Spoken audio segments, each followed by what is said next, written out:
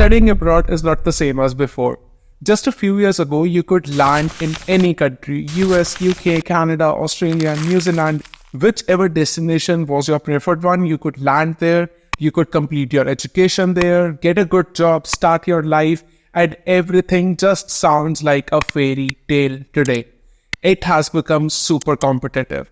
Over the last few years, the number of students that have migrated from India to different places in the world for higher education has skyrocketed. The study abroad industry is literally on steroids right now, and it has become very important for you as a student to make sure that you do not make these mistakes that I am about to list down in this video, so that you stay competitive and you are able to live that dream that you have right now to complete your masters, get a great job, pay back your education loan, and build a beautiful life for yourself in the destination of your choice. So let's dive into the video with 5 mistakes that a lot of international students are making today, which is stopping them from finding jobs.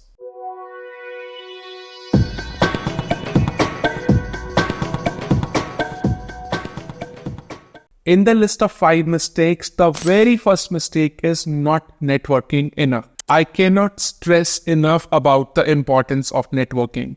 Without networking, finding a job in 2024's job market or 2025's job market is impossible. You can apply to thousands of jobs every single day. You can hire 10 people to apply for jobs for you. You won't get a single interview call. That is the situation today. And that is the situation that a lot of students are finding themselves to be in.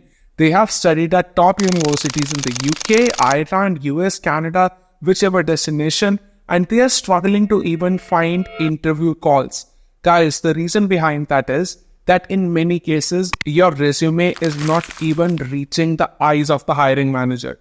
There are 500, 600, 700 applicants for every entry-level position and even for mid-management or middle-level positions.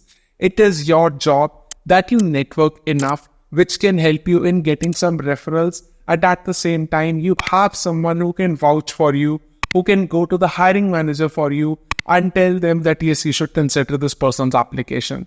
And how can you network? Well, reach out to the alumni of your university. There are thousands of people who have studied at the university that you're about to study at, and there will be thousands others who will be studying after you. Reach out to the people who have studied before you, take their advice, build a relationship with them, build a connection with them. By building this connection and by building this relationship, you will be able to find and unlock opportunities that you cannot even look at right now. No matter which university you're going to, even if it is the Oxford University, Stanford, Harvard, without networking, you will not be able to get that dream job that you're looking for. Let's move on to the second mistake that a lot of students are making, which is opting for a very general program at a low-ranked university. General programs like management, global business management, project management, if you are pursuing them from a top university, like one of the top 10 universities in that country for this particular program, you will be getting brilliant job output. The reason behind that is that there are limited number of management positions that get filled up every year, and the recruiters and the hiring managers have the tendency to hire candidates from top universities.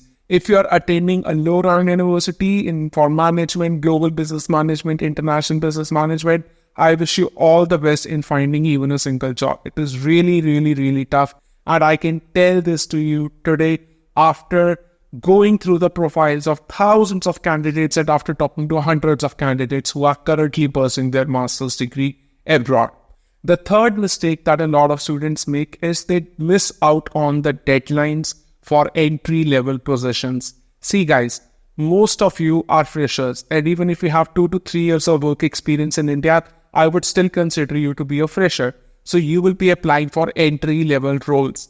Now the hiring cycle for the entry-level roles is 10 to 12 months. So for that reason, if you're starting your studies in September 2024, you have to start applying for entry-level jobs in October or November of 2024 itself. So before you even land at your dream destination, start focusing on your resume. go through what the format of the resume is as per the destination where you want to go to. I will give you a very common example. In India, we have this habit of adding our photograph to our resume. In the West, in US, UK, Canada, there is nothing like a photograph on the resume. At the same time, your resume has to go through ATS. So start working on making an ATS friendly resume today itself before you land in your dream destination, so that your job search is comparatively easier and your resume at least gets shortlisted by the AI ATS that is going to shortlist your resume before an actual human sees it. The fourth mistake that is quite prominent is not improving your English skills. Students think that, oh, I have cleared the IELTS test. Now what it means is that now I am ready to go to the UK, Canada, US and just get as many jobs as I want, right? Well, the answer is no. The reason behind that is that anyway, the hiring manager and the recruiter is going to have a bias towards hiring a local candidate over you. They would always prefer someone who is born and brought up in that country, who has the understanding of the culture of that country, who has the understanding of everything in that country, right? So if your English skills are not up to the mark, you are giving them another reason to not hire you. So do not stop at just cracking the IELTS test. Keep on improving your English skills. Keep on working on your English skills. It is going to help you in getting a part-time job, a full-time job. It is going to help you give that confidence with the help of which you would be able to network better. So focusing on your English and communication skills is way more important than what you think. Finally, moving on to the fifth mistake that a lot of students make, which is not applying for enough number of jobs. I talked to a few students and they told me, sir, I applied to 50 jobs. I haven't received a single call yet. Guys, I remember when I was pursuing my master's at the University of Waterloo in Canada, the candidates who were looking for jobs, they were applying for 30 to 50 jobs in a single day. And when they were applying for 30 to 50 jobs in a single day, after 20 to 30 days, they would receive 4 or 5 interview calls. It is very competitive. In many cases, it is not really your mistake or your resume's mistake. The company stops hiring for a position all of a sudden. Their budgets run out. They find someone internal. They promote someone internally. The brother of the hiring manager applies for the same role. The companies are also posting job postings just to collect candidate data. They do not really want to hire people at this point of time, but they are just posting job postings to collect candidate data, right? So a lot of times the job posting that you will be applying for or you're applying for is not really the job posting that exists in real. So guys, it's a numbers game. You have to apply for 20 to 30 jobs every single day. Like if you're going to the UK for your master's, in the last 3 to 4 months of your master's, you should apply to 20, 30, 40 jobs every single day.